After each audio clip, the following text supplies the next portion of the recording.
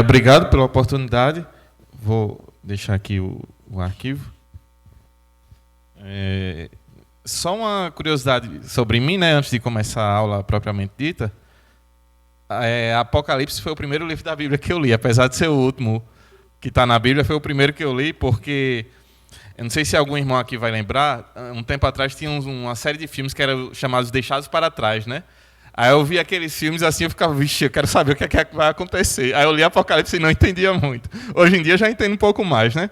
Tem algumas coisas, algumas linguagens que são simbólicas, né, no livro, que são um pouco mais difíceis, sim, mas a gente consegue ver que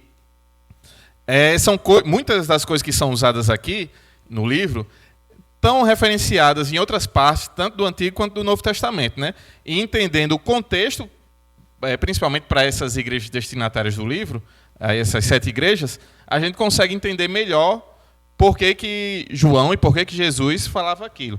Então, dando continuidade, né, ao estudo que vocês estão tendo, hoje a gente vai estudar o capítulo 3, que é a questão das cartas às igrejas Sardes, Filadélfia e Laodiceia. O que é que eu gostei, inclusive, que a mensagem foi sobre igreja, né? Porque a gente vai falar sobre 3 igrejas aqui especificamente.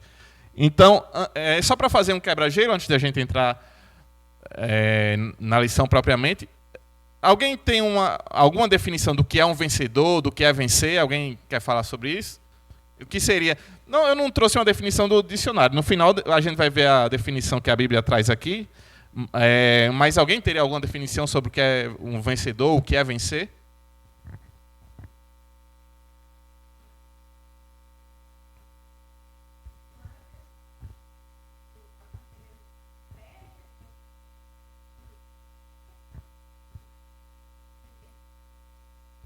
Muito bem. Como o nome da irmã? Maria Lopes. Acho que a irmã ia falar também uma...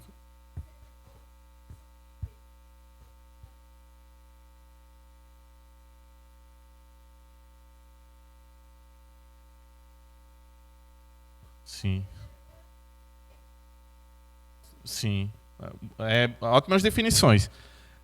Essa pergunta eu trouxe aqui porque a gente vai ver, durante as 7 cartas, mas essas 3 especificamente, é um tema recorrente, né?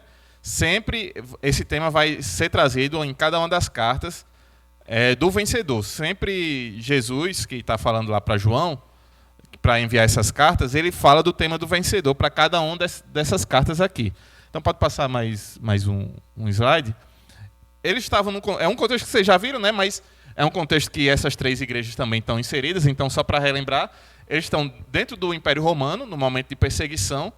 E essa perseguição ela não era nem sempre muito direta. O que é que o Império Romano fazia? Eles não... Nem sempre o domínio que eles exerciam era só por guerras. Muitas vezes eles faziam acordos com os líderes locais. Isso aconteceu, por exemplo, na Bíblia. A gente vê isso acontecendo com Herodes. Eles não conquistaram Israel com guerra, né? E sim, eles conquistavam o próprio governante lá, local. Eles conquistavam, então, os líderes locais, as pessoas que tinham relevância.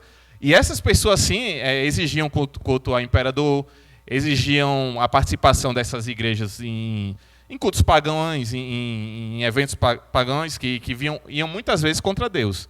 Então, eles estavam dentro desse contexto.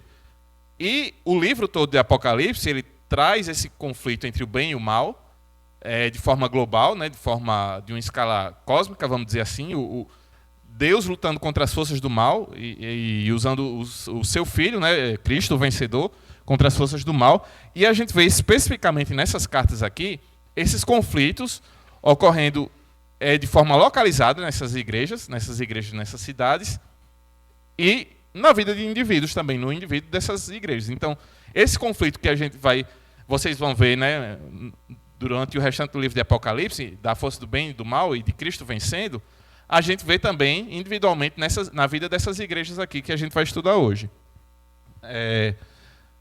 Pode passar? Alguém poderia ler? Eu vou pedir para 3 pessoas lerem. Uma pessoa lê Apocalipse 3, de 1 a 6. Outra pessoa lê Apocalipse 3, de 7 a 13, que é a carta a Filadélfia. E outra pessoa Apocalipse 3, de 14 a 22. Será que alguém poderia ler?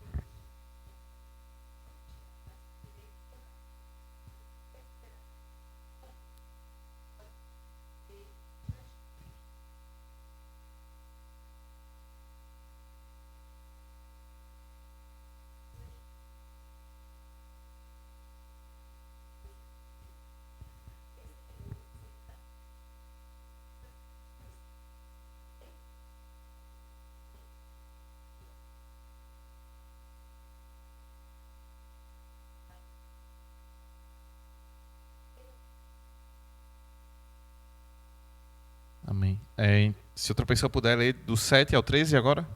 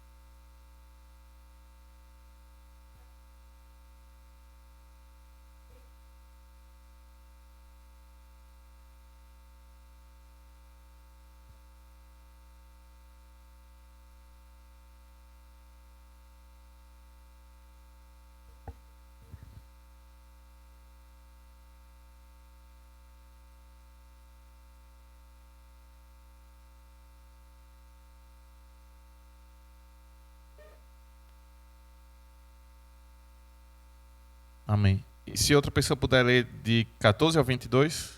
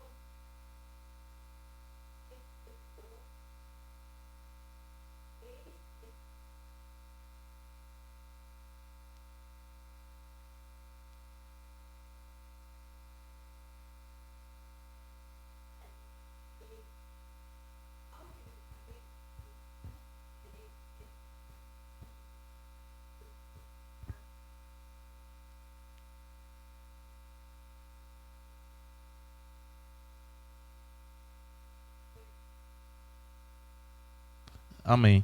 Então, entendendo um pouquinho mais, eu sei que vocês já começaram a estudar sobre as igrejas, né? Mas entendendo sobre essas três igrejas, elas estão ficam ali da Ásia Menor, né?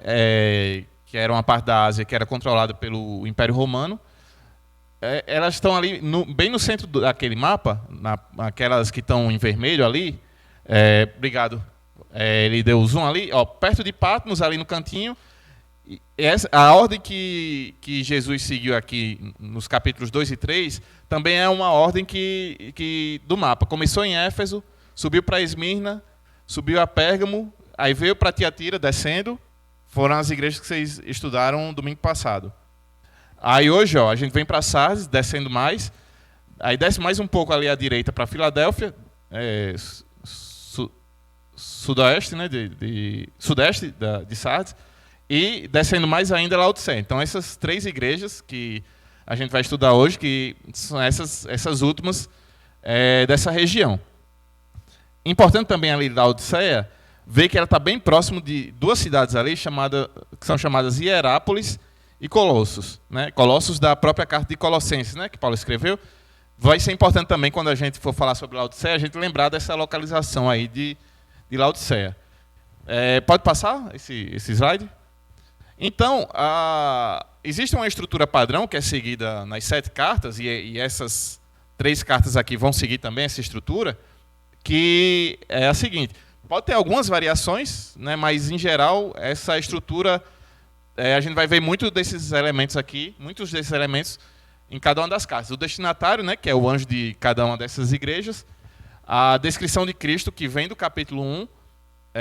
No capítulo 1, se vocês se lembrarem do estudo, João fazia várias descrições do que ele estava vendo ali, da visão dele de Cristo, e cada parte dessas descrições de Cristo ele coloca nessas igrejas aqui, com exceção de Laodiceia. Laodiceia ele coloca uma descrição que não estava lá no capítulo 1, porque Laodiceia é um caso bem específico, bem particular. Depois ele descreve a situação da igreja, e nessa descrição da situação pode ter tanto, em alguns casos, tem tanto elogio às igrejas, às obras boas que as igrejas faziam, e pode ter também repreensão. Só que aqui nessas igrejas de hoje, nem todas elas tiveram elogios, porque Sardes não teve elogio, com exceção de alguns membros, e Laodiceia não teve nenhum elogio, nem para nenhum membro. E enquanto que Filadélfia não teve nenhuma repreensão, que nem Esmirna também, uma igreja do domingo passado, também não teve nenhuma repreensão, a mesma coisa Filadélfia. Depois ele traz uma recomendação, né, que pode ser para arrependimento ou para perseverança, uma promessa ao vencedor. Então isso é um tema que eu disse que se repete, né, nas cartas, e em cada uma das cartas tem a expressão: quem tem ouvidos ouça o que o Espírito diz às igrejas. E isso aqui significa o quê? Que as cartas, embora eram igrejas que existiam, né, na época mesmo que foram escritas, e cada coisa que é escrita era para situações específicas que elas estavam passando, mas Jesus fala aqui que todos que têm ouvidos, ouçam o que aqui foi dito para elas. Então, a gente aqui tem que ouvir o que ele disse para elas para entender o que ele quer para a nossa vida também. Então, a nossa ideia aqui é o quê? Entender qual é a situação de cada uma dessas igrejas, para poder entender o que Jesus falou para elas, e a partir daí poder tentar aplicar nas nossas vidas também. Que o que ele falou, a palavra de Deus é eterna, o Deus é o mesmo Deus que falou aqui para essas igrejas é o Deus que quer nos ensinar hoje também. Então, pode passar? Aqui está um quadro resumo, né, com cada uma das informações, mas depois vão estar mais detalhadas. Eu não vou trazer agora aquela parte de quem tem ouvidos ouça o que o Espírito diz às igrejas, né, que ela já está em todas as cartas. Vou trazer só as partes específicas. E como a irmã Suzana falou, viu, quem tiver dúvida, quem tiver um comentário, pode se manifestar. Pode passar o próximo? Então, a primeira igreja que a gente tem é a igreja de Sardes, né? Eu vou ler novamente aqui esse início, ao anjo da igreja em Sardes. Uma informação, então, sobre a igreja de Sardes é que ela já foi muito rica anteriormente, já é uma das mais antigas dessas 7 igrejas aqui, era uma das cidades mais antigas. Então, essa cidade foi uma cidade muito importante, que foi capital já, e já tinha passado por momentos de glória. E parece que a igreja também, pelo que a gente lê, também representava um pouco. E ela estava construída sobre um monte. Isso vai ser importante também numa outra coisa que a gente vai ver. E a gente vê aqui uma descrição de Cristo. A partir ainda no versículo 1. Estas coisas diz aquele que tem os 7 Espíritos de Deus e as estrelas. Então, uma das coisas que ele fala aqui, os 7 Espíritos de Deus, significa, o 7 no livro de Apocalipse representa a perfeição, né? Então a gente tem 7 cartas de Cristo escritas a 7 igrejas, depois vamos ter 7 pragas, 7 taças, os 7 selos. Então, 7 sempre está ligado à perfeição. E quando ele fala o que tem os 7 Espíritos de Deus, ele está falando da obra plena do Espírito Santo. Então, essa obra, Cristo está intimamente ligado ao Espírito Santo e a toda essa obra perfeita que o Espírito Santo faz, que inclusive dá vida, né? A questão de dar vida é o que vem do Espírito Santo. Quem dá vida à igreja é o Espírito Santo. E a igreja de Sardes vai precisar disso, vai precisar do Espírito Santo. Além disso, ele também fala as estrelas que estão ligadas, as 7 estrelas que estão ligadas também aos 7 anjos, que significa que Cristo era soberano sobre as igrejas, né? Ele tinha todo o poder sobre as igrejas, ele que governava sobre as igrejas. Depois dessa descrição de Cristo, aí ele vai descrever a situação da igreja de Sardes. Ele fala assim: conheço as tuas obras, que tens nome e de que vives e estás morto. Depois ele fala ainda, só que ele fala lá no versículo 4. Tens, contudo, em Sardes umas poucas pessoas que não contaminaram suas vestiduras e andarão de branco junto comigo, pois são dignas. Então ele começa no versículo 2, né, trazendo essa descrição, falando que a igreja, embora se ache que está viva e que ela está em uma boa situação, muitas vezes pode estar externamente, para quem via de fora, era uma igreja que podia ser reconhecida como uma igreja viva, que estava fazendo boas coisas. Só que ele fala aqui, não tenho achado íntegras as tuas obras na presença do meu Deus. Para Deus, não importava, e não importa também hoje, se a igreja externamente está sendo vista como uma igreja que é viva, uma igreja que apresenta alguma coisa para fora, mas que internamente ela não tem a vida mesmo do Espírito Santo. Então, não interessa apenas um cristianismo que é apenas nominal, de boca para fora, mas que não é vivido, e também não um cristianismo que é inofensivo para o mundo. O mundo reconhece como sendo a mesma coisa. O irmão falou hoje sobre como a gente se comporta fora daqui da igreja também, né? Será que a gente vive um cristianismo inofensivo que para eles é como se fosse a mesma coisa, que não tem impacto na vida deles? Isso é o que Deus fala aqui para a igreja de Sardes, e que a gente deve também tomar para a gente. Mas ele fala que alguns não se contaminaram, né, e estavam em vestes brancas. Provavelmente essa contaminação está ligada a eventos pagãos, práticas pagãs que eles tinham, e não se mantém em santidade. Então, Deus elogia esses que não se contaminaram. Cristo faz esse elogio e fala para eles se manterem, né? Isso também nas igrejas que tiverem, eles, como tinha parte da igreja que estava morta, então eles deveriam agir inclusive como missionários dentro da própria igreja. Não só fora da igreja, né, de pregação de palavra, mas dentro da própria igreja tinham os membros que estavam mortos e os próprios membros que não tinham se contaminados deveriam exercer essa influência com os que estavam mortos. Só que aí tem uma recomendação também. Pode passar a página? Então a recomendação, vamos lá, o versículo 3. Lembra-te, pois, do que tens recebido e ouvido, guarda-o e arrepende-te. Porquanto, se não vigiares, virei como ladrão, e não conhecerás de modo algum em que hora virei contra ti. Então, a primeira recomendação que ele traz é de lembrar do que tem visto e ouvido, né? Ou seja, da palavra. É a palavra que o Espírito Santo vai usar para trazer vida à igreja. É ela que vai nos avivar, a palavra que vai nos fazer entender o que Deus quer. Hoje a gente leu mais cedo, a irmã Suzana leu, a palavra lá em Timóteo, que toda a escritura é útil e inspirada para ensinar e para corrigir. Então, que a gente tome isso para nós e tenhamos essa consciência da importância de entender a palavra, estudar e entender a palavra e lê-la, né? E ter ela na nossa vida. E ele fala aqui que virá como um ladrão. Se não vigiares, ele virá como um ladrão. Por isso é importante a gente entender a situação da igreja de Sardes. Essa cidade ficava num alto monte, que era considerado muito protegido, né? Era um lugar considerado muito protegido. Só que os estudiosos eles falam que 2 vezes já na história a cidade tinha sido invadida justamente por causa de vigilância, por falta de vigilância, né? Por ter sido displicente, a cidade tinha sido invadida. Uma delas foi por Ciro e depois mais tarde foi invadida novamente. E quando o Cristo fala aqui para ela vigiar, senão ele virá como ladrão, então a igreja vai se lembrar dessas coisas que aconteceram na cidade. Mas uma outra coisa também é que Jesus também tinha falado lá em Mateus 24 também sobre isso. Deixa eu ler aqui.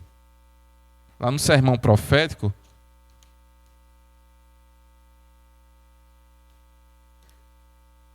Mateus 24, 43, ele diz: mas considerai isto, se o pai de família soubesse a que hora viria o ladrão, vigiaria e não deixaria que fosse arrombada a sua casa.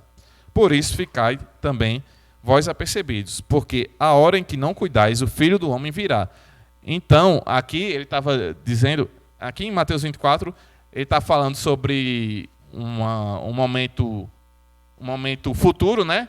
De que um juízo futuro, só que no caso da igreja de Sardes, ele está falando especificamente para ela que se ela não se arrepender, o próprio Cristo virá contra a igreja, né? Virá como um ladrão sem a igreja até nem perceber. Então a igreja tinha que ficar atenta a isso. Só que se ele traz essa advertência aqui de arrependimento e de obediência, significa que ainda há esperança para a igreja. Deus ainda se importava com a igreja, mesmo muitos tendo se contaminado, muitos sendo uma igreja morta, Deus ainda queria arrependimento, ainda se importava com aquela igreja e queria que eles se arrependessem e cumprissem a palavra. E, como sempre a gente vai ver, tem uma promessa ao vencedor, né? Aqui vai ter no versículo 5, o vencedor será assim vestido de vestiduras brancas e de modo nenhum apagarei o seu nome do livro da vida. Pelo contrário, confessarei o seu nome diante de meu Pai e diante dos seus anjos. Quando ele fala aqui que o vencedor será vestido de vestiduras brancas, está falando, claro, da santidade, né? Como a gente viu, pessoas que não se contaminam. Só que ele tem uma referência também, lá em Apocalipse 7,14, que através do sangue de Cristo, do sacrifício que ele fez na cruz, a gente consegue essas vestes brancas. Porque lá em Apocalipse 7,14 ele fala: respondi-lhe, meu Senhor, tu sabes. Ele então me disse: são estes os que vêm da grande tribulação, lavaram suas vestiduras e as alvejaram no sangue do Cordeiro. Então é o sangue do Cordeiro, através do sacrifício da cruz, que nos torna puros, né? A partir do momento que a gente reconhece e recebe esse sacrifício para nós, nossas vestes se tornam brancas também e nos torna aptos para entrar junto com Cristo. Uma outra recomendação que ele fala, uma promessa que ele faz ao vencedor, é que o nome não será arriscado do livro da vida e será reconhecido diante do Pai e dos anjos. Aqui também vai ter uma referência lá em Apocalipse 13:8, também ao sacrifício de Cristo, porque ele também fala lá, vamos lá, Apocalipse 13:8, sobre o livro da vida. E adorá-la-ão todos os que habitam sobre a terra, falando da besta, né? Aqueles cujos nomes não foram escritos no livro da vida, do Cordeiro, que foi morto desde a fundação do mundo. Então, pelo sacrifício de Cristo, dependendo da morte de Cristo e da perseverança também desses santos que ele salvou, é que o nosso nome vai estar escrito no livro da vida e não vai ser apagado. Então, é essa promessa que Deus faz ao vencedor. E, baseado em tudo isso que a gente vê na igreja de Sardes, a gente tem que trazer aqui para nós também com o que é que a gente está se importando. Se é só com obras externas, só se é uma igreja animada, ou se temos muitas atividades, é importante, claro, ter atividades, ou se coisas somos reconhecidos externamente ou não, mas se a gente não tem vida internamente, se, por exemplo, esse espírito que dá vida, que age com plenitude, que, como ele falou aqui, os 7 espíritos, se a gente apresenta o fruto do espírito, se a gente apresenta paz, alegria, amor, benignidade, bondade, o domínio próprio, isso a gente tem que olhar para dentro de nós e reconhecer se a gente, tanto como igreja, tanto como individualmente, se a gente está apresentando essas coisas na nossa vida. A gente tem sempre que procurar trazer para nós o que ele falou também a essas igrejas. Alguém tem alguma dúvida, algum comentário sobre a igreja de Sardes? Alguém quer falar alguma coisa? Pode falar.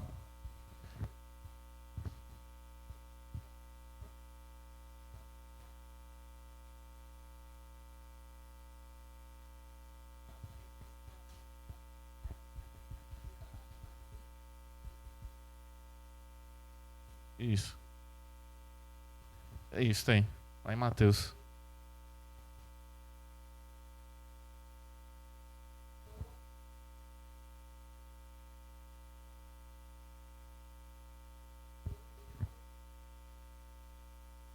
Sim.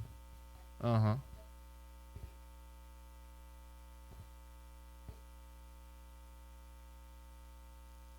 Exato.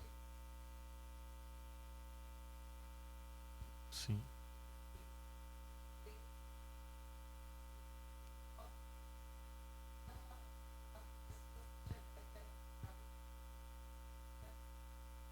Sim, se ele se arrepender e tiver fé, é isso mesmo, tá? O que a irmã, como é o nome da irmã? Rosimeire, o que a irmã falou tá ligado com o que a igreja de Sardes passou. Porque ela era uma igreja que se via, uma igreja como viva, então podia ter membros que estavam batizados há vários anos lá, mas que Deus olhava para ela e via que estava morta. Os irmãos estavam mortos. Ou seja, não tinham o Espírito Santo mesmo, né? O Espírito Santo que dá vida. Então é algo que a gente tem que estar atento. E sim, uma pessoa às vezes viveu a vida toda como um ladrão, viveu fora dos caminhos de Deus, mas se o evangelho foi pregado, ele se creu e arrependeu, então ele vai ser salvo. Mas aí a gente tem que também olhar para o que Cristo fala em outras palavras, né? E lá em Hebreus ele fala para a gente não deixar de se congregar. Então, faz parte também desse arrependimento a gente viver uma vida de igreja também, uma vida de comunhão, como foi pregado hoje, né? O irmão Levi falou. Faz parte, a partir do momento que você creu e se arrependeu e foi salvo por Cristo, faz parte dessa vida de igreja, vida de comunhão, só que uma vida viva, né? E não viver sem o Espírito Santo, mas com o Espírito Santo. Mas do que a irmã falou está relacionado, sim, com a igreja de Sardes. O irmão Eduardo quer falar?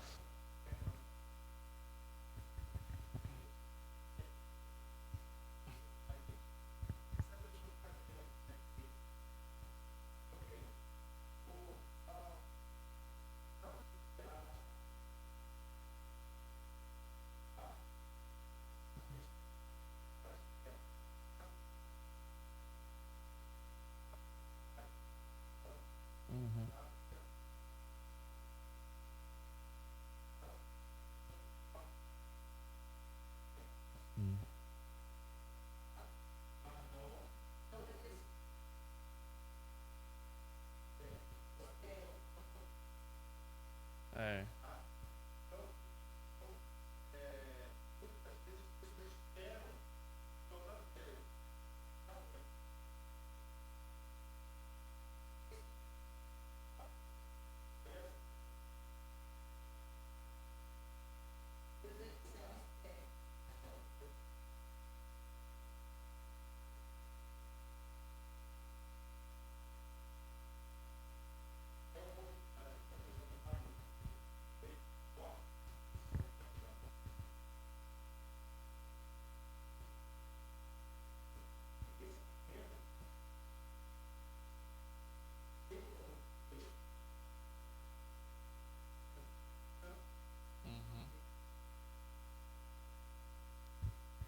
Verdade.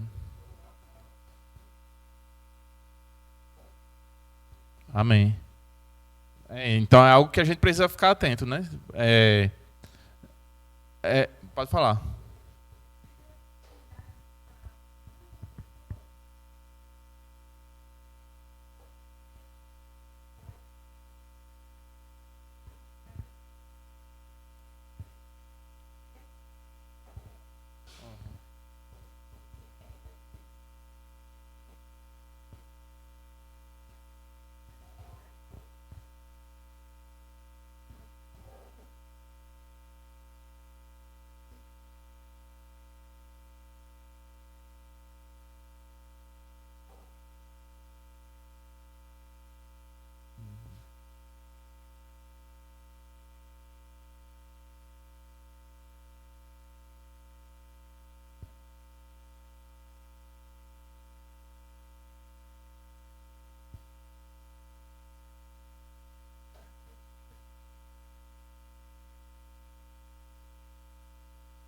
Verdade.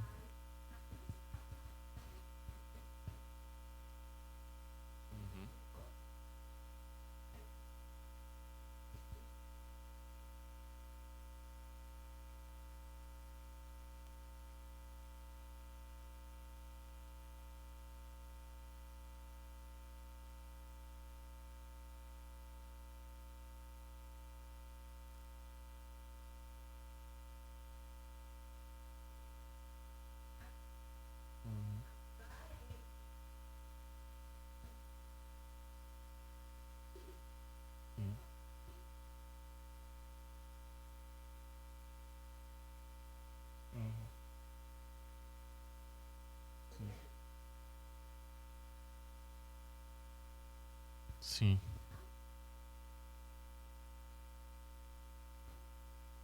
Sim. Essas cartas aqui, elas deixam uma decisão muito importante tanto para as igrejas quanto para todos, né? A gente vai ter uma vida com Cristo vencedor e ter o nome escrito no livro da vida, como diz aqui no versículo 5, ou vai esperar ele vir como um ladrão e agir contra nós, o próprio Deus agindo contra nós, porque a gente não está com Cristo, né? Por causa do nosso pecado. É isso que a gente tem que ficar sempre atento e levar essa palavra para as pessoas também, né?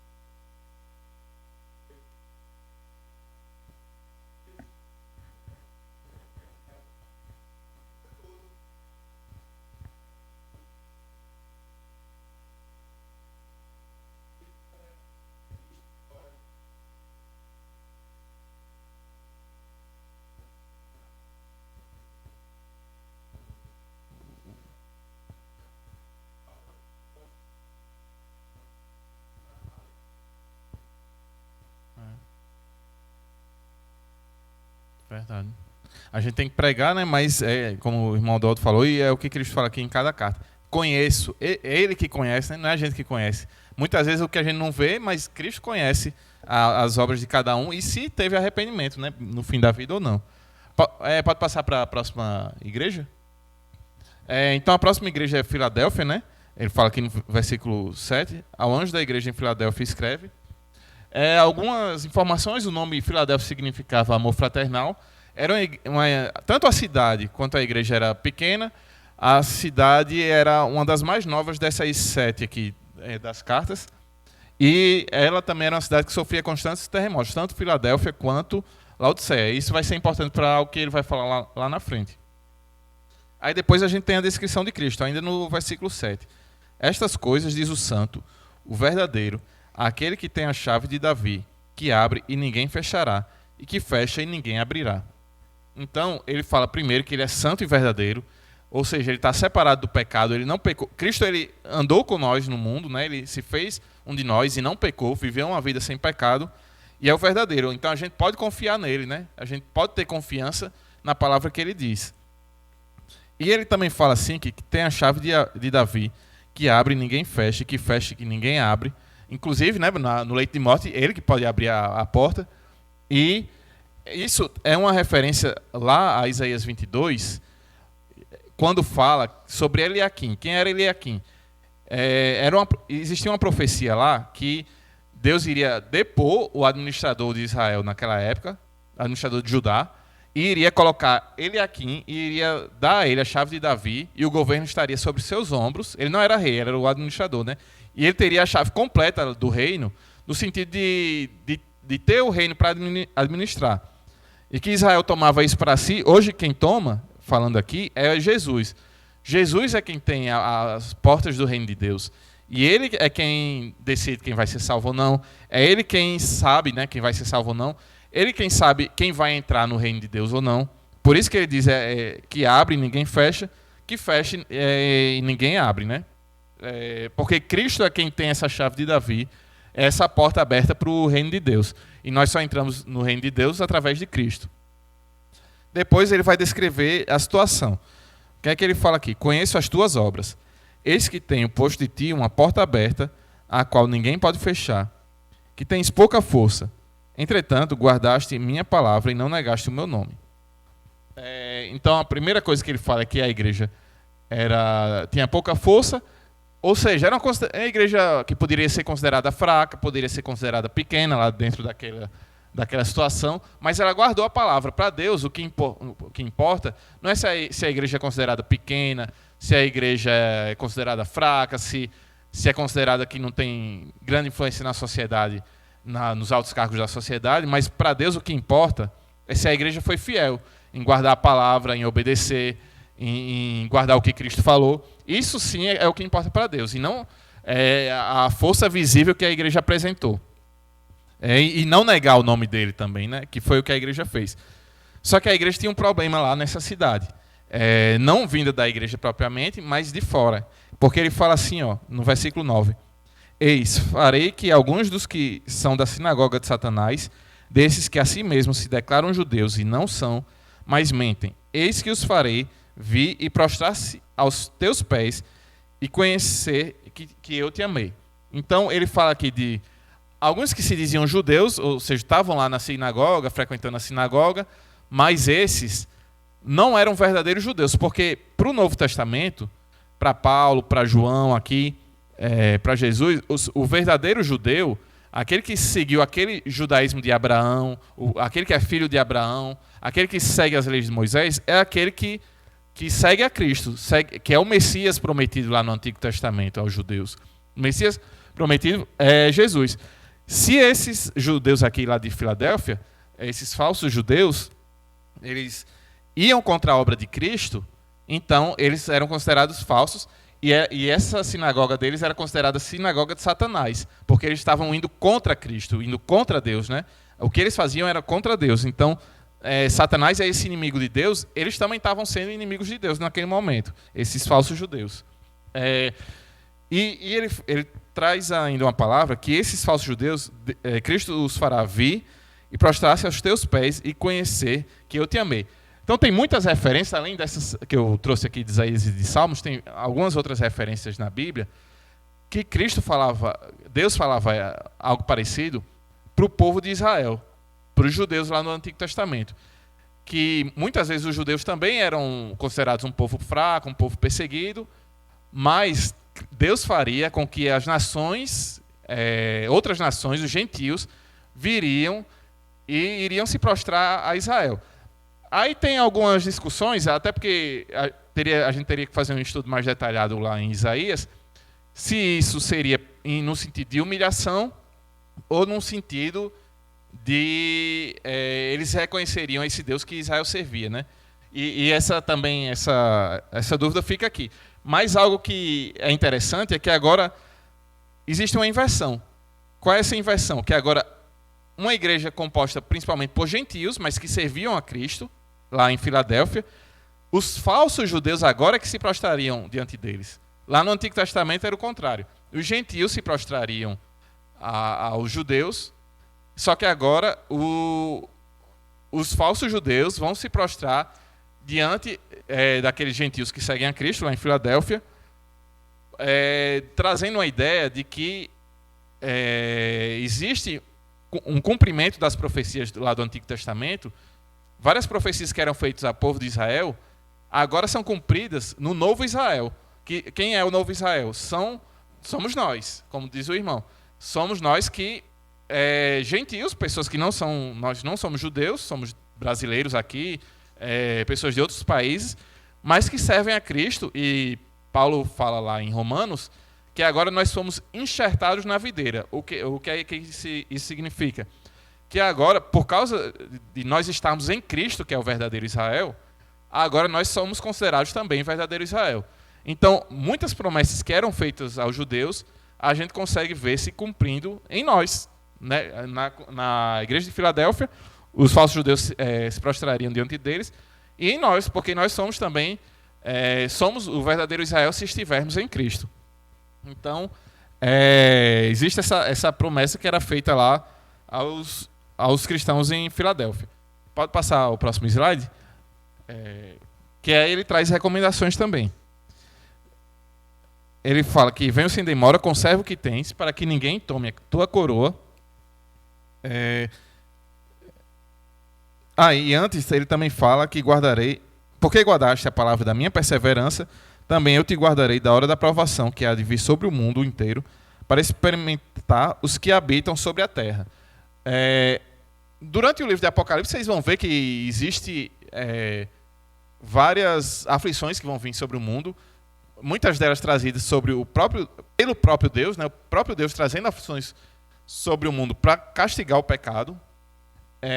E a gente vê também os cristãos sofrendo, só que os cristãos sofrendo por causa da perseguição que Satanás e os seus seguidores fazem contra os cristãos. Mas a gente vê que essas aflições que Deus vai trazer sobre o mundo inteiro, ele vai guardar a igreja disso, né? Então a igreja pode confiar em Deus, porque dessas aflições que virão sobre o mundo inteiro, ela vai perseverar por causa de Cristo que vai guardá-la. Além disso, ele traz também para conservar o que tem, para que a coroa não seja tomada. E aqui, também na mesma ideia da perseverança, e aqui era uma ideia da coroa, que era entregue muitas vezes no final da corrida, ou então por uma vitória em guerra. Né? A irmã falou sobre vencer em guerras também. É essa ideia aqui que traz a coroa, não tanto de coroa num reinado. A questão do reinado e de trono, a gente vai ver o que ele fala lá em Laodiceia mais à frente. Mas essa é mais a coroa que é dada a um vencedor numa corrida, no final da corrida, ou a um vencedor de uma guerra, que era feito na época. Mas aí, como todas as cartas têm a promessa ao vencedor, essa vai ter também, ela vai estar aqui no versículo 12. Ao vencedor faloei coluna no santuário do meu Deus, e daí jamais sairá, gravarei também sobre ele o nome do meu Deus, o nome da cidade do meu Deus, a nova Jerusalém, que desce do céu, vinda da parte do meu Deus, e o meu novo nome. Então, ele fala algumas coisas que essa igreja será coluna eterna no templo de Deus. Lá no final de Apocalipse, a gente vê que na cidade celestial não vai ter um templo específico. Por quê? Porque o próprio templo, o próprio Deus será o templo. Então, o que é que acontece? Quando ele fala que ao vencedor será coluna no templo de Deus, ele está falando que o vencedor, aquele que perseverou, aquele cristão que está em Cristo, vai fazer parte desse reino de Deus, vai ter uma vida próxima a Deus, vai ter parte dentro desse reino de Deus. E ainda falar que terá o nome de Deus, da Nova Jerusalém e o nome de Cristo. Essa questão de ter o nome, na Bíblia, muitas vezes estava ligada ao pertencimento. Então, se a gente tem o nome de Deus, é porque a gente pertence a Deus, é isso que ele está falando. Vai ter o nome também da cidade do meu Deus, a Nova Jerusalém, que desce do céu. Lá em Gálatas, quando Paulo fala sobre a Jerusalém que desce do céu, a Jerusalém do alto, faz a comparação de Jerusalém do alto com a Jerusalém da terra, ele está comparando práticas antigas do judaísmo com a Nova Jerusalém, e a Jerusalém do alto, que seria aquela cidade daqueles que estão em Cristo, né? Então ele está trazendo uma ideia de superioridade da vida em Cristo com relação ao antigo judaísmo ou ao falso judaísmo que aqueles da sinagoga de Satanás viviam na igreja de Filadélfia. E ele traz também o nome do meu Deus, o nome da cidade do meu Deus e o meu novo nome. Que esse novo nome a gente não sabe qual é. Ele depois, mais à frente no livro de Apocalipse, Cristo vai voltar a falar que tem um novo nome, só que a gente não sabe qual é esse nome. Mas o importante aqui não é saber qual é esse novo nome de Cristo, e sim que nós partilharemos desse novo nome de Cristo, independente de qual seja esse nome. E então, algo que a gente tem que trazer aqui é que da mesma forma que a igreja de Filadélfia era perseguida lá pelos falsos judeus, né, os da sinagoga de Satanás, muitas vezes a gente pode ficar na nossa sociedade à margem de amizades, à margem lá do nosso trabalho, nossa faculdade, à margem de o que acontece na empresa que a gente trabalha, por não querer concordar com alguma coisa que é errada, mas a gente tem que se manter fiel. A igreja de Filadélfia se manteve fiel e Deus nos chama também a nos mantermos fiéis, independente de qualquer perseguição que a gente possa sofrer, que aqui no Brasil nem se compara com que muitas vezes a gente vê aí ao redor do mundo, mas qualquer coisa que a gente possa sofrer aqui, Deus nos chama a nos manter fiéis também, da mesma forma que ele chamou a igreja de Filadélfia. Alguém tem alguma dúvida ou comentário sobre a igreja de Filadélfia? Sobre essa carta à igreja de Filadélfia? Isso.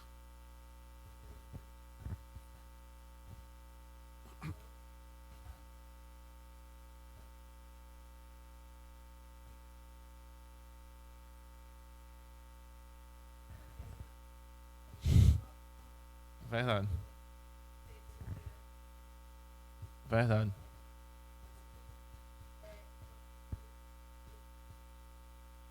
Sim. Sim. Verdade. Sim.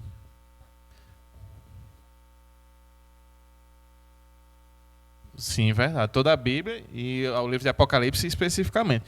E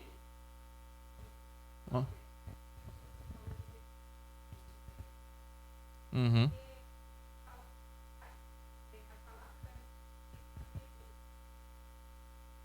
Sim.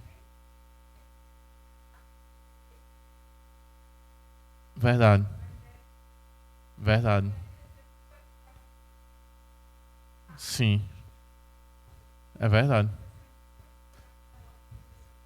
Lá no Quênia, né? Foi no Quênia? Aham. Aham. Sim. Verdade.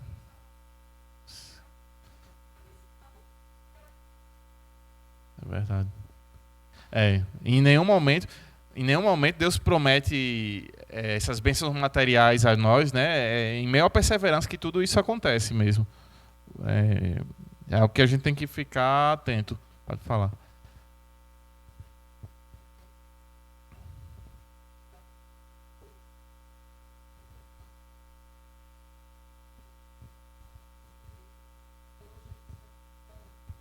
Sim,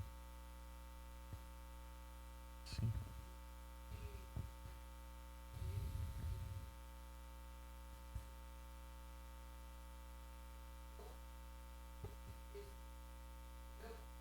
Verdade.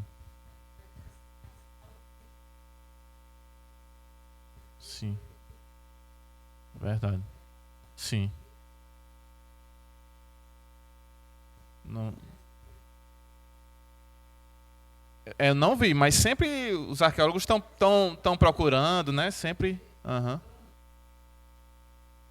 Sim. Mas assim, o que a gente tem aqui é suficiente para nós, né? Para a gente seguir já. O que a gente já tem aqui, a gente já. É por isso que ele falou aqui na outra carta, para a gente guardar a palavra. Onde foi que ele falou aqui? Para lembrar do que a gente recebeu e ouviu, né? Ele falou na outra carta. Então, o que a gente tem aqui já é suficiente para a gente viver essa vida de santidade que ele nos chama. Mas sempre os arqueólogos estão pesquisando até para encontrar mais fragmentos dos próprios textos que a gente já tem, né? Mas para confirmar o que a gente já tem muitas vezes, né? Sim. Verdade.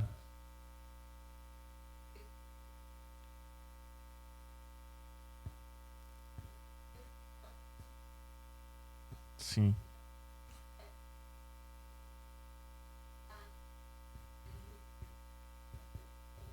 Verdade. Sim.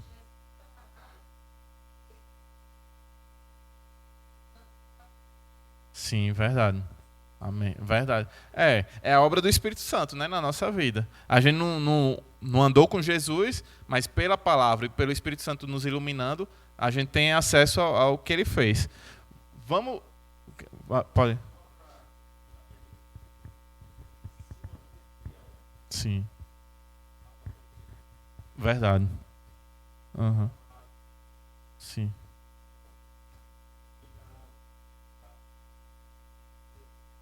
É.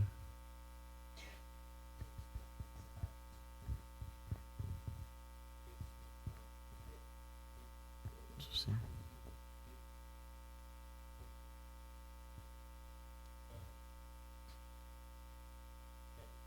Sim. Sim. Verdade.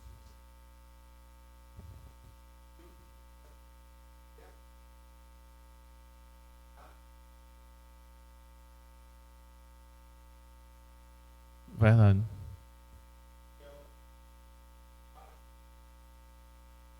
Verdade.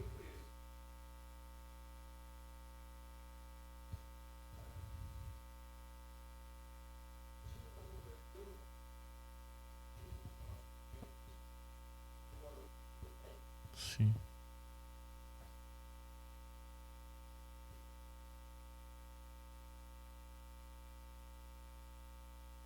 É.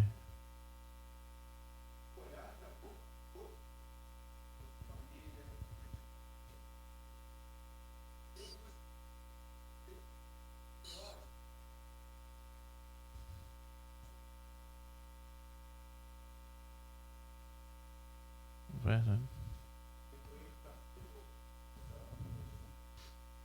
Sim. Deixar. Verdade. Sim. É. Tem um pastor batista chamado John MacArthur que ele resume cada uma das igrejas e para Filadélfia ele chama justamente disso, é a igreja fiel. Ele fala que é a igreja fiel. É, pode passar para a próxima, para Laodiceia? É, então, a igreja de Laodiceia, ele fala ao anjo da igreja em Laodiceia, né? Então é o destinatário. E uma informação sobre ela, essa era uma igreja muito rica, dentro de uma cidade muito rica, que inclusive também sofria com terremotos, assim como Filadélfia. Porém, um dos terremotos recentes, antes dessa carta ser escrita, a cidade foi toda destruída e ela reconstruiu, de tão rica que era, sem precisar da ajuda de Roma. O Império Romano ofereceu ajuda financeira e eles recusaram porque eles não precisavam de tanto dinheiro que eles tinham. Só que isso não significa que a igreja era rica espiritualmente, né? A gente vai ver aqui. Então, tem uma descrição ainda no versículo 14. Estas coisas diz o Amém, a testemunha fiel e verdadeira, o princípio da criação de Deus. Então, Cristo aqui é descrito como o Amém, testemunha fiel e verdadeira, que é algo que em Isaías 65, essa palavra lá no grego, né? Isaías foi escrito em hebraico, mas tem a tradução para o grego também. Essa palavra em grego é a palavra que era usada para o próprio Deus. Então aqui Cristo está sendo identificado como o próprio Deus também, né? Cristo é o Deus que se fez homem, assim. Isso fica claro em todo o Novo Testamento.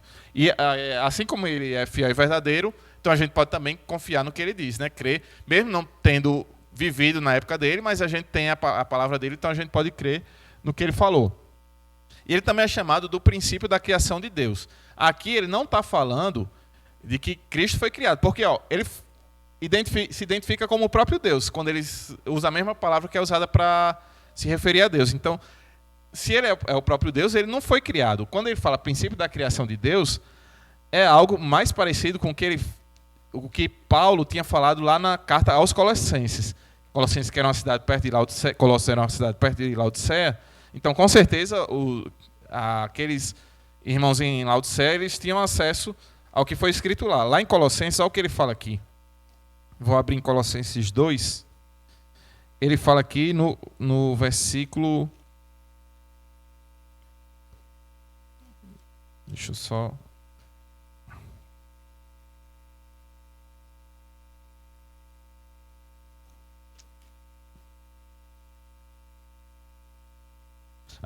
Colossenses 1, desculpa. Colossenses 1, 16. Pois nele foram criadas todas as coisas nos céus e sobre a terra, as visíveis e invisíveis. Sejam tronos, sejam soberanias, quer principados, quer potestades. Tudo foi criado por meio dele e para ele. Está falando de Cristo aqui. Então, Cristo não significa que ele foi criado quando diz que ele foi o princípio da criação, mas que ele foi o fundamento da criação.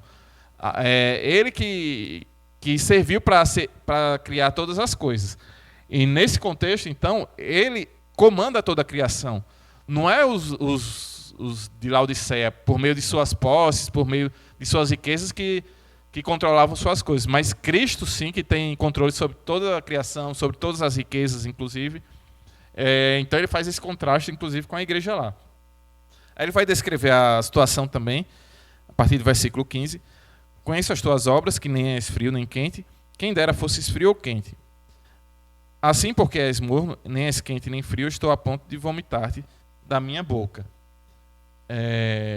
Então ele fala aqui, pois dizes, estou rico e abastado, não preciso de coisa alguma, e nem sabes que tu és infeliz, sim, miserável, pobre, cego e nu. Então ele faz uma descrição muito dura aqui da igreja, não tem nenhum elogio, é a única igreja que não tem nenhum elogio, nem mesmo a alguns membros, só tem repreensão, e fala que nem é quente, nem frio. Aqui, ele não está falando necessariamente de um crente muito fanático, quando fala de quente, ou quando fala de frio, alguém que é ateu, que não acredita em Deus. Não é disso, que é melhor ser ateu do que ser um crente morto. Não é disso que ele está falando. Existia lá, nessa região, eu não sei se vocês se lembram que no início eu mostrei o mapa de Laodiceia, que tinha perto Hierápolis e Colossos, 2 cidades.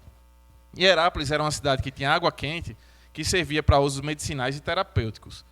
Colossos era uma cidade que tinha água fria e servia para beber, né? Era água fresca, servia para beber. Enquanto que a água que tinha em Laodiceia era uma água que vinha de mais distante e chegava lá já morna, que nem mesmo os habitantes da cidade gostavam da água da cidade. Então, quando Cristo não era utilizado, não era útil nem para fins terapêuticos, medicinais de banho, nem para beber. Por causa de ser morno. Então, quando ele fala isso, ele já reconhecia, quando Cristo fala que eles são mornos, a ponto de vomitar, já reconhecia que ele estava falando que eles não eram úteis, né? Então, era a falta de utilidade. É isso que Cristo está falando aqui para a igreja. E eles reconheciam isso quando receberam essa carta. Além disso, eles diziam que eram ricos, e eles achavam que essa riqueza era também uma riqueza espiritual, mas não. Deus olhava para eles e via que eles eram infelizes e miseráveis, pobres, cegos e nu. E isso a gente tem que olhar para a gente. Será que a gente se avalia bem? Consegue nos autoavaliar? Porque essa igreja se achava rica espiritualmente, mas não era. Era uma igreja pobre. Aí pode passar, que vai ter algumas recomendações para a igreja. Então ele fala aqui, no versículo 18. Aconselho-te de mim que compres ouro refinado pelo fogo para te enriqueceres, vestiduras brancas para te vestires, a fim de que não seja manifesta a vergonha da tua nudez, e colírio para ungires os olhos, a fim de que vejas. Aqui ele fala dessas 3 coisas, porque eram 3 coisas que tinham lá em Laodiceia. Lá tinham bancos poderosos que tinham muito ouro, tinham uma indústria de lã, só que lá era lã preta, e eles eram também conhecidos por um bom avanço da medicina, inclusive em colírio. Só que aqui ele fala de necessidades espirituais que a igreja tinha, que era esse ouro refinado pelo fogo, ou seja, muitas vezes na Bíblia, esse ouro refinado pelo fogo está ligado a um ouro refinado pelo próprio sofrimento, mas aí fala de riqueza espiritual, roupas brancas, ou seja, a santidade, né, que a gente viu também na outra igreja, uma santidade espiritual, e colírio para enxergar de forma espiritual também, a visão espiritual que a igreja estava faltando e não conseguia se enxergar. Além disso, no próximo versículo, ele dizia que repreende e disciplina quantos amo, ser, pois, zeloso e arrepende. Então, Deus ainda amava aquela igreja. Ele queria que ela se arrependesse e fosse zelosa. Ele ainda se importava com a igreja. Da mesma forma que ele se importava ainda com Sardes, também se importava com a igreja e chamava que ela se arrependesse e zelosa. E ainda ele fala uma coisa que às vezes a gente entende um pouco errado. Ele fala aqui no versículo 20, eis que estou à porta e bato, se alguém ouvir a minha voz e abrir a porta, entrarei em sua casa e cearei com ele e ele comigo. Muitas vezes a gente aplica esse versículo só a evangelismo. Mas vamos perceber aqui que primeiro ele está falando aqui para a própria igreja. Ele está falando para a própria igreja aqui que, eu estou fora da própria igreja, estou batendo a porta da igreja e eu estou fora. E eu estou querendo entrar nessa igreja. O próprio Cristo estava fora da igreja. É algo que a gente tem que ficar atento também. Cristo ele chama para entrar na nossa vida e na vida da igreja. Mesmo se a gente se reconhece como rico, mas às vezes essa riqueza pode ser rico espiritualmente e Deus nos vê como pobres espiritualmente. E ele nos chama para entrar. Isso é algo que vem lá de Cantares 5:2, quando o noivo bate a porta da esposa e para estabelecer uma comunhão de intimidade, né? E essa coisa que ele fala aqui mais à frente, entrarei e cearei com ele e ele comigo, naqueles tempos, e até hoje em dia também, aqui no Brasil, a gente vive um pouco isso, essa coisa de sentar junto e cear, representa a comunhão, intimidade, uma amizade verdadeira, e lá naquela época representava isso. Então, era uma comunhão que Cristo queria ter com aquela igreja, e essa comunhão que ele teria com a igreja já pronunciava a comunhão eterna que é prometida para nós, né, lá no futuro. Ou seja, mais do que os recursos que ele tinha falado antes, como ouro refinado no fogo, roupas brancas e colírio, agora Jesus se oferece a si mesmo para entrar naquela igreja, para ter comunhão com aquela igreja. Depois ele vai ter as promessas a todos os vencedores. Ao vencedor dar-lhe-ei sentar-se comigo no meu trono, assim como também eu venci e sentei com meu Pai no seu trono. Então, ele fala aqui de se assentar com o Pai no seu trono, que lá em Apocalipse 24 está ligado ao julgamento, né? Então, aqueles que estarão com Cristo no trono julgarão o próprio mundo, é isso que ele está falando aqui. E ele traz uma ideia aqui de que Cristo ele já reina, ele já está, ele fala aqui, até no passado. Assim como eu também venci e me sentei com meu Pai no meu trono. Então, Cristo já está sentado no Pai com o trono, mas ainda existe um aspecto de que esse reino vai ser futuro também, porque nós sentaremos com ele também no trono. Então, existe algo que já acontece, que é Cristo já está reinando, mesmo que seja de forma invisível. Depois esse reino vai se tornar de forma visível, com a igreja se sentando também com ele no trono. A igreja vai participar desse reino. E se, aí já indo para a aplicação, se a igreja vai se sentar com Cristo no trono, vai reinar com ele, então não importa se muitas vezes nessa vida a gente vai ter essas perseguições, vai ter o que o irmão Adalto falou, de muitas vezes ser marginalizado, vai pagar o preço, e isso vai acontecer muitas vezes aqui nessa vida. Mas a gente pode ter a certeza por essa palavra que a gente um dia vai se sentar com Cristo no trono, que vai ser na eternidade, no dia final, independente das perseguições, de qualquer sofrimento, de qualquer preço que a gente tenha pagado antes, a gente vai estar com Cristo no trono se a gente estiver com ele, né? A gente tiver reconhecido o sacrifício de Cristo para nós, tiver se apropriado do que ele fez para nós. E essa vitória aqui, ele fala, eu venci, né? Cristo é o vencedor. Então essa vitória de Cristo é que resume essas vitórias que estão em todas as cartas. Ele traz uma palavra do vencedor. E é assim que a gente vai ser o vencedor, se a gente estiver com Cristo. Porque ele venceu. Na cruz ele venceu o pecado, ele venceu a morte, ele venceu o inimigo. E se a gente está com Cristo, é que a gente vai ser o vencedor. Então aquela pergunta que eu fiz no início, ele responde aqui, no final, resumindo todas as cartas, a partir do momento que a gente está com Cristo. Se a gente está com Cristo, nós somos os vencedores. Aí eu vou para a conclusão geral da carta, aí a gente abre para mais perguntas e dúvidas. Pode ir para a próxima. Então, concluindo, né, o estudo das 7 cartas, ele... Pode deixar lá. Ele diz assim que tanto nessas cartas aqui a gente vê momentos de fragilidade, momentos de vacilo daquelas igrejas e momentos também que das igrejas que se mantinham fiéis, se mantinham firmes em meio à perseguição. E muitas vezes isso é o que acontece ao longo da história da igreja e acontece com nós. Nós temos momentos de fragilidade, momentos também de maior perseverança, mesmo em meio à dor, a sofrimento. Então, em qualquer uma dessas situações, essas palavras são palavras de encorajamento para nós.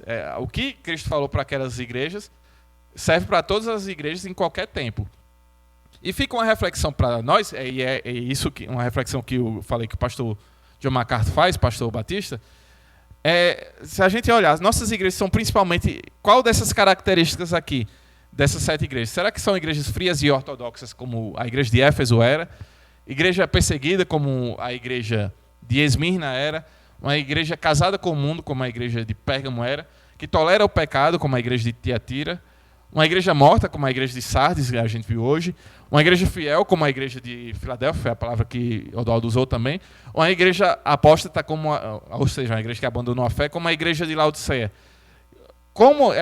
Se Cristo olhasse para Brasília e escrevesse uma carta para a igreja em Brasília, o que é que ele falaria para a nossa igreja? Né? Então, que a gente esteja atento. Para a igreja Batista em São Sebastião, para as outras igrejas aqui em Brasília, o que é que ele observaria aqui na nossa igreja? Então, que a gente procure atentar para a nossa situação e tentar seguir todas as recomendações que ele fala aqui. Aí agora eu abro para mais dúvidas e perguntas e comentários se alguém tiver. Eu acho que o irmão queria falar alguma coisa, né? Como é o nome do irmão? Alex.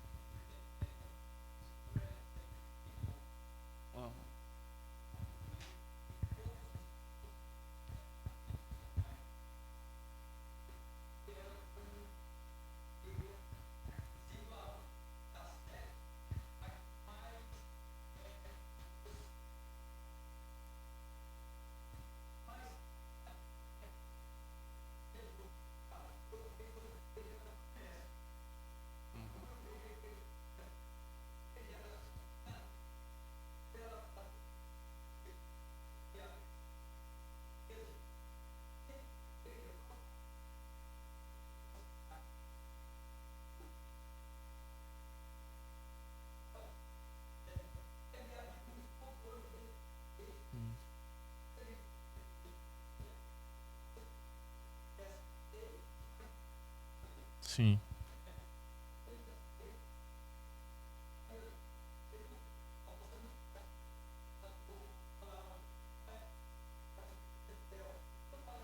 Sim.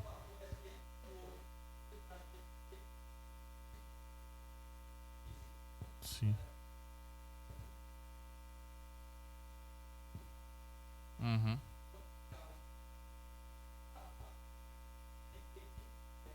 Isso.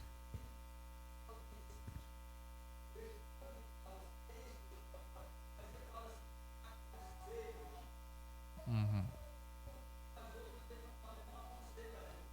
Sim.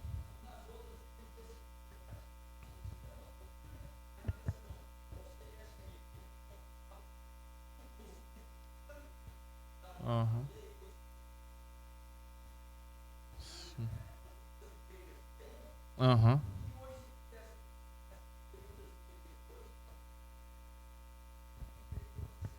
Sim.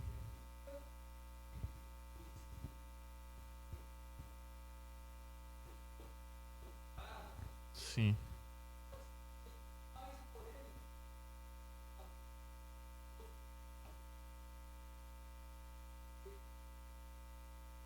Entendi.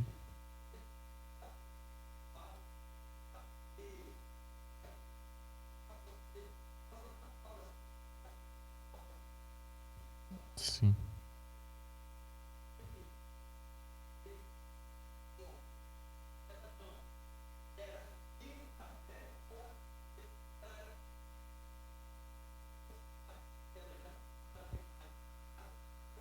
Sim. Sim. Sim.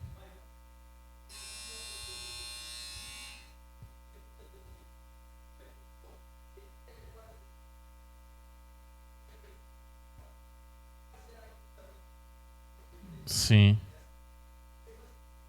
entendi. Significa alguma coisa, Suzana, o sinal? É, encerrou, né? Então, só comentar. É, assim, existia uma repreensão lá para a aula de sé, né? Como o irmão falou, está a ponto de vomitar. Então, ela estava sendo inútil. Mas tinha, sim, ó, Deus se importava com aquela igreja, porque ele fala, ser zeloso e arrepende-te. Então, Deus ainda se importava, sim, com a igreja de Laodiceia. Ah, eu não sei se dá tempo? Ah, tá, né? Ah, certo.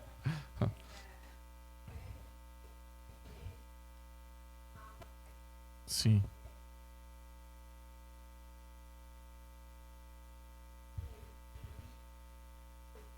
sim,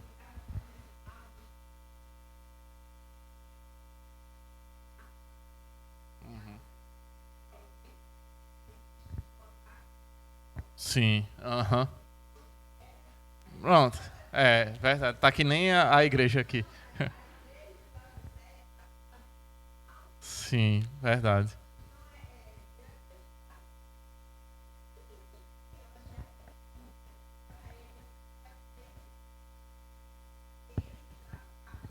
Sim, do lado de fora. Era. Sim, verdade.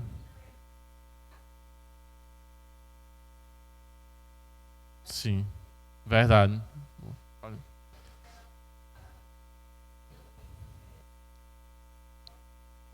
Sim, verdade. É porque amava. É verdade. Maldoso. Sim,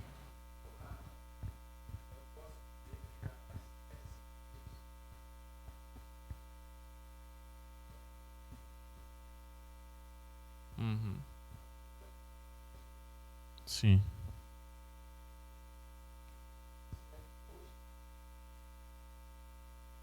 sim, sim. Aham. Com certeza. Sim. Pois é uma reflexão que a gente tem que fazer. É, verdade. Verdade. Amém, então? Posso orar, então? Posso orar para encerrar? Vou fazer uma oração, então. Senhor maravilhoso Deus, obrigado, Senhor, por tudo que nos deste, principalmente por termos ti, Senhor. Agradecemos pela tua palavra, Senhor, que nos ensina, nos instrui, Senhor, e nos chama ao arrependimento, Senhor. Que o Senhor possa iluminar nossas mentes e fazer com que nós não apenas entendamos, mas que guardemos e cumpramos a tua palavra, Senhor. Nos ensina através desse livro de Apocalipse e de cada uma dessas igrejas, que possamos cumprir todas as recomendações que o Senhor traz para nós. Perdoa os nossos pecados, nós falhamos muito. Fazemos essa oração não com base nos nossos méritos, mas nos méritos do teu Filho que morreu por nós na cruz. Amém.